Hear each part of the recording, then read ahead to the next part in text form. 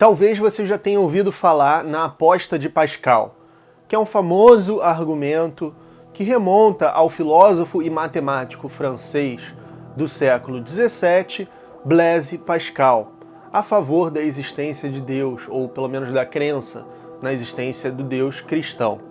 No vídeo de hoje, a gente vai refutar a aposta de Pascal com algumas objeções.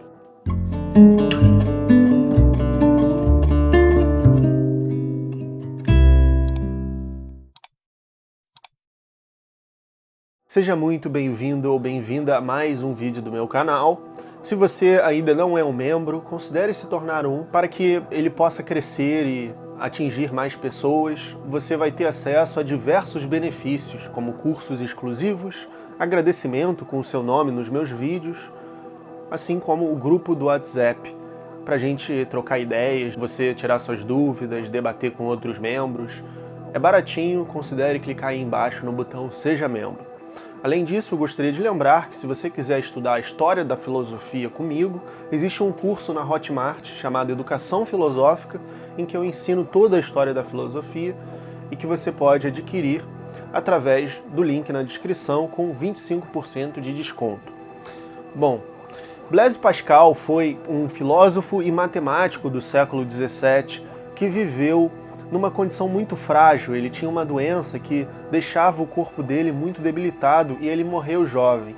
E fazendo uma interpretação nietzschiana, digamos assim, da sua fé cristã, a gente pode ver que ele, como um filósofo, um precursor da filosofia existencial, ele projetava essa fragilidade para toda a humanidade, dizendo que os seres humanos são um nada, os seres humanos são fraquinhos do ponto de vista corpóreo, mas extremamente ricos do ponto de vista espiritual.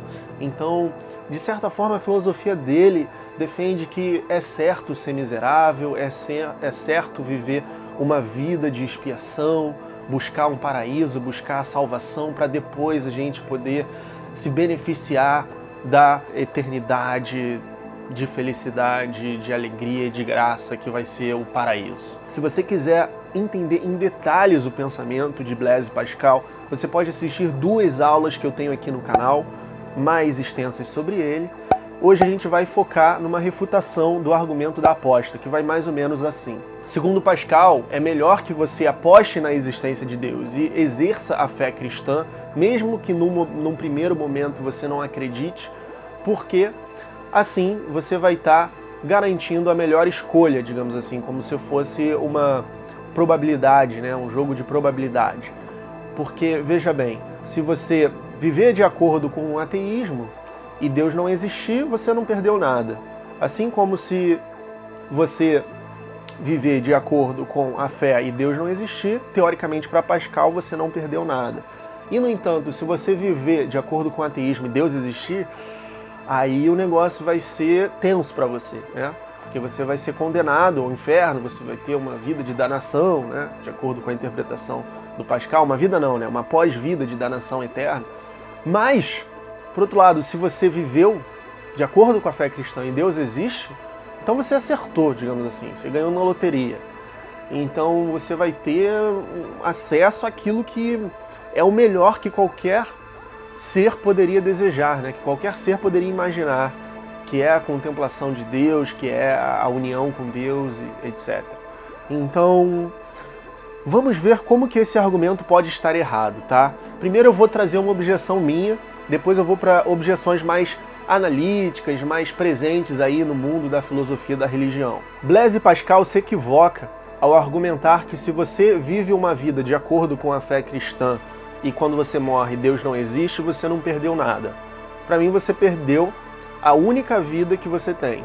Você perdeu a oportunidade de viver uma vida autêntica, sem tortura psicológica, com a possibilidade de ter um florescimento da sua individualidade e dos seus valores e da sua maneira de aproveitar e afirmar a existência e ser uma pessoa íntegra sem depender de um criador, um comandador divino, digamos assim.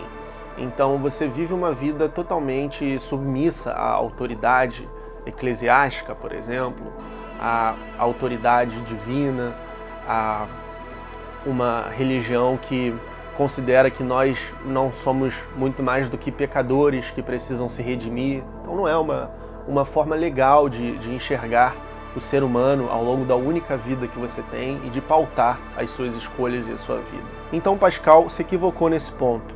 Se você escolhe Deus e depois Deus não existe, você perdeu sim muita coisa.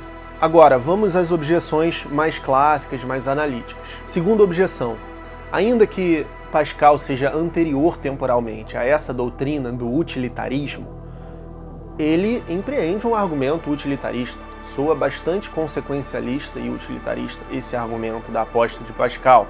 E se é falso que nós devemos maximizar a utilidade, então Pascal está errado. Agora, veja os próprios ascetas santos e devotos cristãos.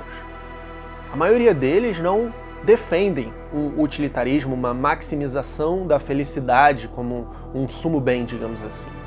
Então, Pascal estaria errado. Em terceiro lugar, Pascal não considera a possibilidade de existirem outras divindades que também postulam consequências eternas para quem não acertar a aposta. Então, se você apostou no Deus cristão, ou se você e depois você descobre que na verdade o Deus verdadeiro era o Deus de uma tribo desconhecida, e esse Deus dessa tribo condena quem quer que não tenha apostado nele a uma pós-vida de danação eterna, então você também estaria perdendo bastante coisa.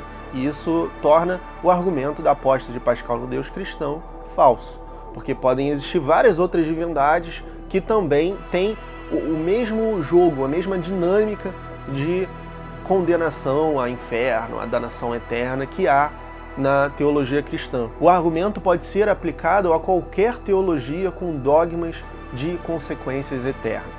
Quarta objeção: também a aposta de Pascal poderia ser aplicada a qualquer posição inventada, qualquer posição que não seja de um Deus real, mas de um Deus inventado que tenha uma mínima probabilidade, uma probabilidade maior do que zero de ser real. Então, se existe essa divindade inventada que fala que você vai sofrer eternamente de uma maneira muito pior do que o inferno cristão, caso você não aposte nela, e essa divindade tem uma probabilidade maior do que zero de ser real, assim como a divindade cristã tem uma probabilidade maior do que zero, e eu não considero uma probabilidade grande, então também pode valer da mesma forma um argumento para essa divindade, tanto quanto um argumento que Pascal defende para a divindade cristã. E por fim, para arrematar, a gente pode pensar no argumento de D. Moore, o grande pensador analítico da ética. Moore postulou que qualquer argumento moral com consequências imorais é falso, deve ser rejeitado. Tem consequências imorais na aposta de Pascal porque ele não considera a possibilidade dessas outras divindades, e tudo isso que a gente viu até aqui faz com que as pessoas possam sofrer muito mais do que elas sofreriam, né? Muito obrigado por assistir, deixe a sua opinião, comente se você concorda, discorda, se você tem algo a acrescentar, se você tem alguma dúvida, e considere se tornar um membro do canal, assim como fazer o curso Educação Filosófica para ter uma bagagem básica e bem robusta de toda a história da filosofia. Bom, aqui vai meu agradecimento aos membros atuais do canal e a gente se vê no próximo vídeo.